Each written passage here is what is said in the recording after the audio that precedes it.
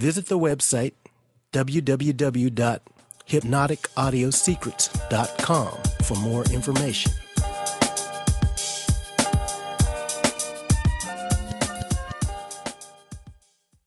Recording vocals at home presents a very unique challenge for most people. It's very common now for people to do their vocals at home.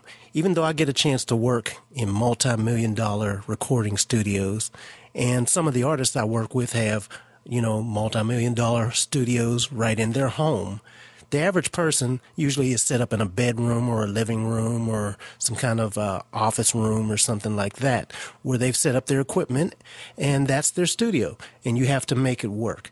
It presents a lot of challenges because it's not an ideal environment. You have a square box that's going to present resonating frequencies around the room that can give you problems.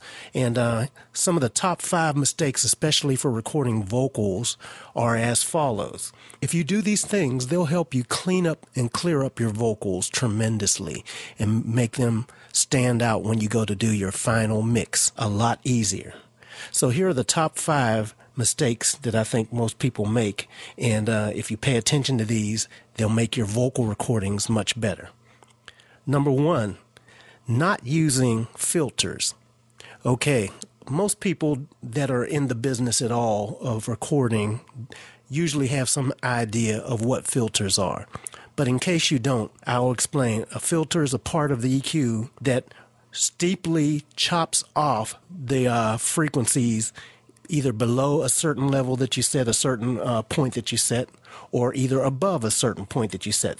The filters are usually placed at the very ends of the EQ spectrum, and then you just work your way up. So, for example, you can have low filters, which are called high-pass filters because they filter off the lows and they pass the highs. And high-pass filters, you've seen this little symbol, and if you don't know what it means, it looks like a flat line, and then on the left-hand side of it, it's a sharp slope. On the left-hand side, there's a sharp slope where it just falls right off very quick. That's the filters. Basically, if you think of it like a cliff.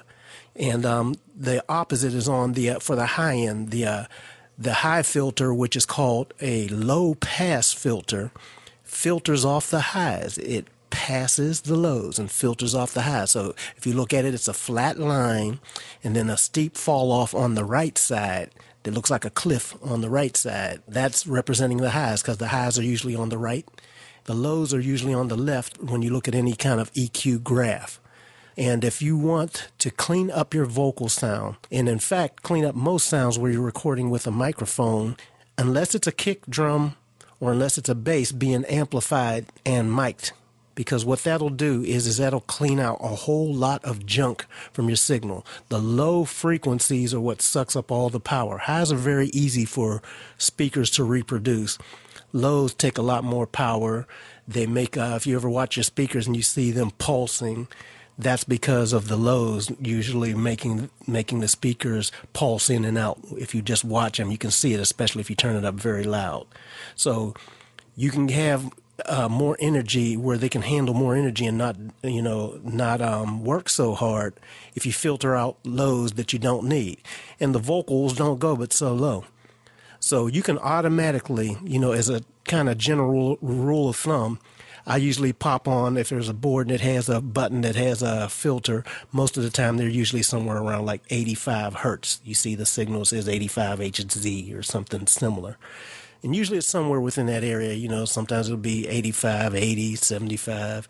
So when you set it at around 85, that's a good safe area because, 60 is kind of where power is, where your kick drums and your bass and all that stuff is going to be down in that low area between 40, 60, 80, and that general area is where a lot of the pulsing power is. So you want to free up a lot of that power. Do that pretty much for any time you're going to do vocals because you can always add a little more warmth on your vocals in the area where it will be helpful and not add mud. Thank you, and I'll talk to you next time. Just go to hypnoticaudiosecrets.com for more information.